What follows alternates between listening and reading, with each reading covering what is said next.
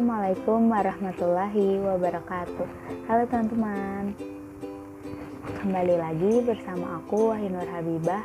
Di video kali ini aku akan membahas tentang uji asumsi klasik dengan analisis regresi linear berganda beserta pengolahan datanya menggunakan program aplikasi SPSS.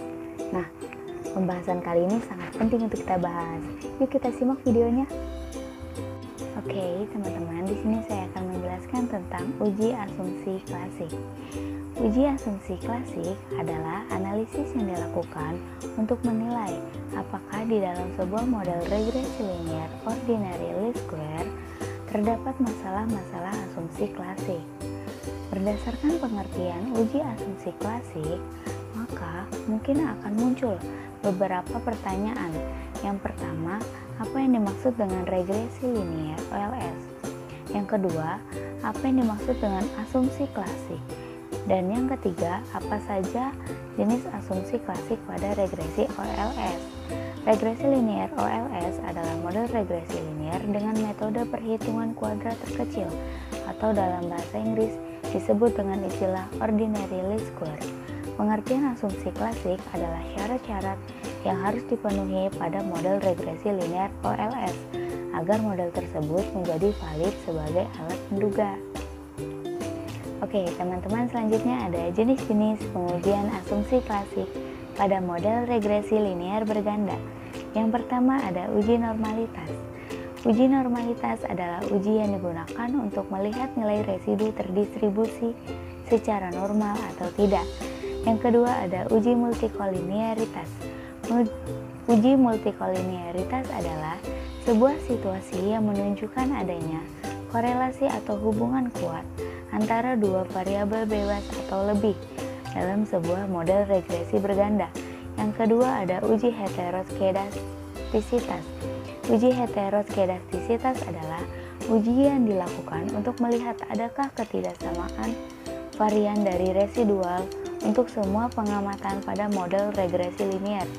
Uji ini merupakan salah satu dari uji asumsi klasik yang harus dilakukan pada regresi linear. Yang keempat ada uji autokorelasi.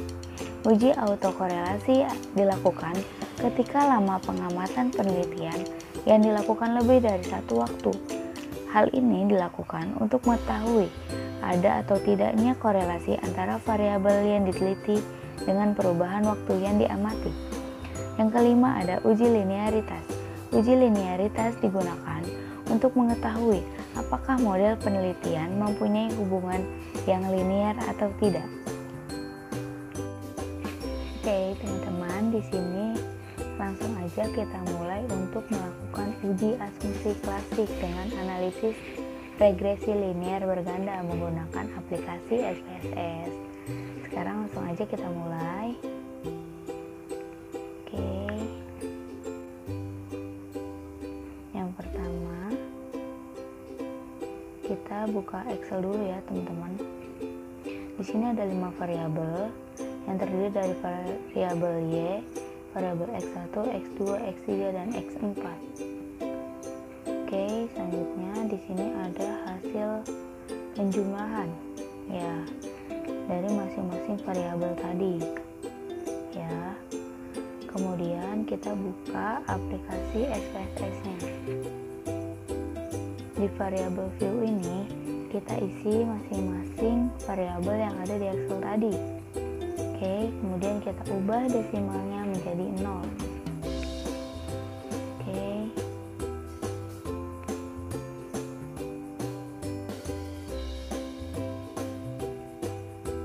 Setelah semuanya, kita juga ganti measure-nya menjadi scale. Oke, scale semua. Kemudian kita ke data view. Nah, tampilannya kan seperti ini. Kemudian kita ke Excel lagi. Oke. Di sini kita blok semua dulu datanya dari hasil penjumlahan masing-masing variabel tadi. Kemudian kita copy. Lalu kita buka aplikasi SPSS. Nah, di sini kita paste ya, teman-teman. Oke, kita paste dulu di sini datanya.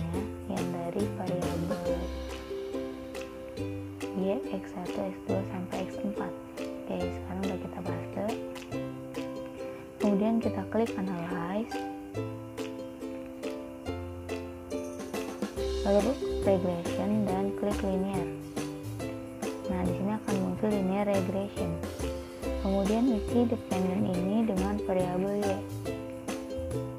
Oke, dan independent dengan variabel x1, x2, x3 dan x4. Oke. Lalu kita klik plot. Nah, untuk variabel y kita klik traced. Nah, di sini kita klik traced. Kemudian untuk kolom X kita masukkan zpret ya. Kemudian di standar design residual cost kita klik histogram dan normal probability.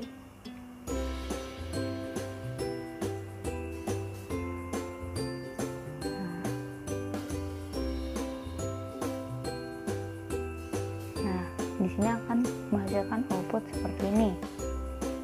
Oke, itu kita scroll ke bawah.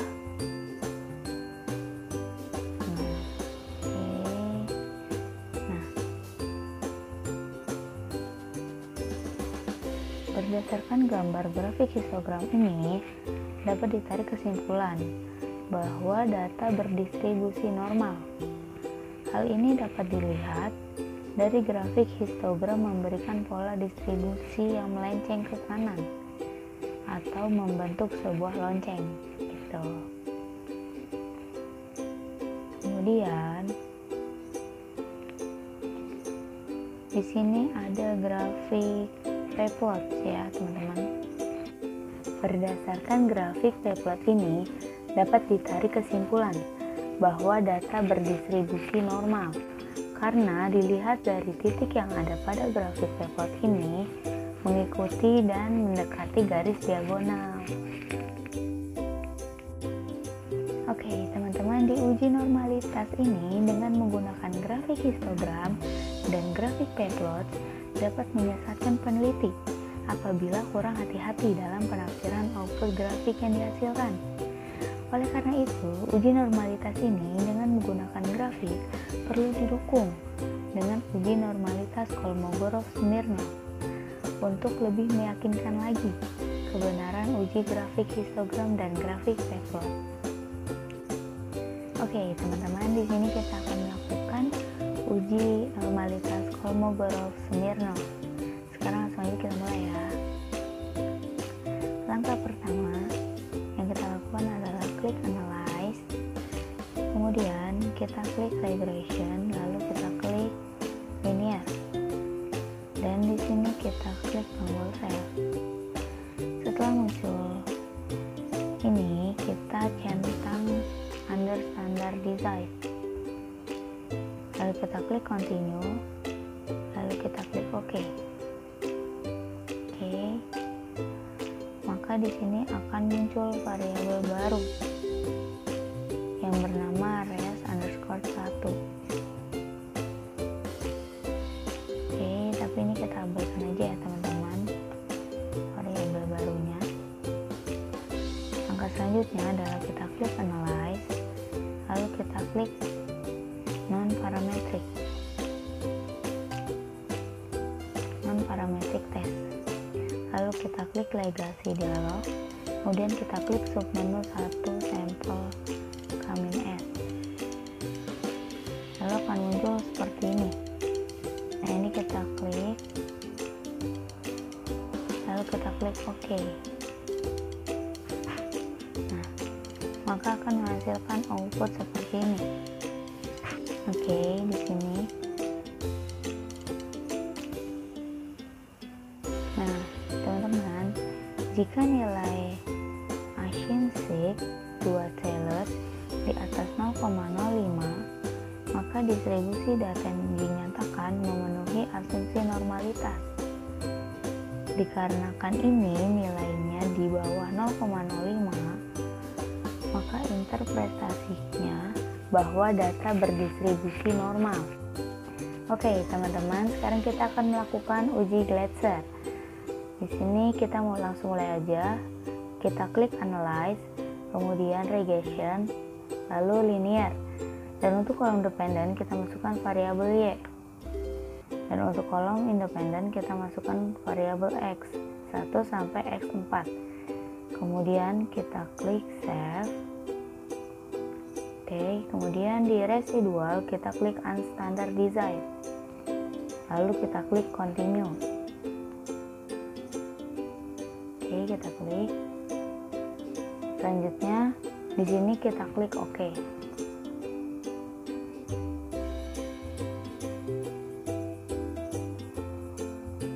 Oke, selanjutnya akan tampil seperti ini, teman-teman. Setelah muncul variabel baru res_1, di sini langsung aja kita abaikan variabel barunya. Oke, kemudian kita klik Step Transform. Kemudian kita klik Compute Variable. Nah, kemudian untuk kolom target variabel kita isi kata res2. Dan untuk kolom numeric expression kita klik dengan kata abs_res buka kurung res_1 tutup kurung. Oke. Kemudian kita klik OK.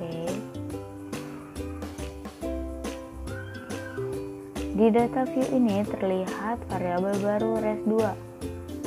Oke. Selanjutnya kita klik Analyze, kemudian klik Regression, lalu klik Linear. Di kolom dependen kita keluarkan variabel Y dulu, lalu kita ganti dengan res2. Lalu kita klik OK. Maka akan menghasilkan output seperti ini. Berdasarkan tabel ini, kesimpulannya adalah apabila nilai signifikansi lebih dari 0,05, maka tidak terjadi heteroskedastisitas. Tampak bahwa semua variabel independen tidak mengalami gejala heteroskedastisitas karena nilai sig lebih dari 0,05. Oke, teman-teman, sekarang kita lanjut aja untuk uji scatter plot. Di sini langsung kita mulai. Oke. Yang pertama kita klik Analyze, kemudian Regression, lalu kita klik Linear. Untuk kolom dependen di sini kita masukkan variabel Y. Oke. Untuk kolom independen kita masukkan variabel X1 sampai X4. Oke. Selanjutnya kita klik Plot. Nah, untuk variabel Y di sini kita masukkan Sresi. Kemudian untuk variabel X kita masukkan zip_ret. Oke. Ya. Selanjutnya kita klik Continue. Lalu oke. Maka akan menghasilkan output seperti ini. Oke.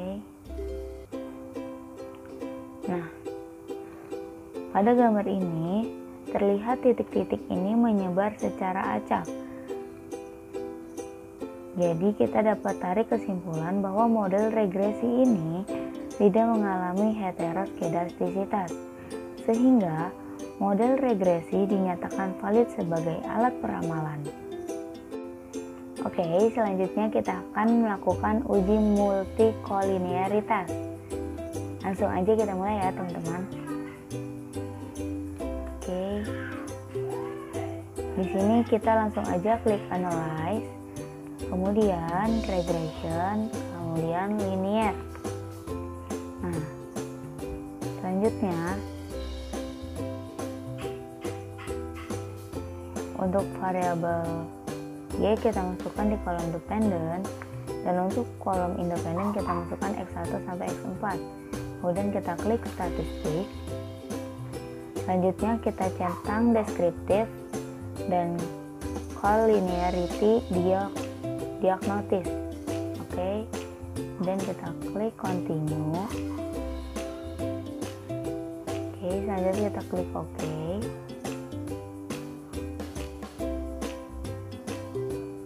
Nah, akan menghasilkan output seperti ini ya teman-teman. Oke, pada table correlation ini menunjukkan tidak adanya nilai korelasi yang lebih besar dari 0,8. Maka dengan demikian dapat disimpulkan bahwa tidak terjadi multikolinearitas antara variabel independen yang akan diteliti. Nah, untuk tabel VIF dan toleransi menunjukkan nilai VIF kurang dari 10 dan nilai toleransi lebih dari 0,01. Maka dengan demikian dapat disimpulkan bahwa tidak dapat masalah multikolinearitas. Nah, untuk VIP dan toleransi ini adalah indikasi kuat yang sering dipakai oleh para peneliti untuk menyimpulkan fenomena terjadinya interkorelasi variabel bebas.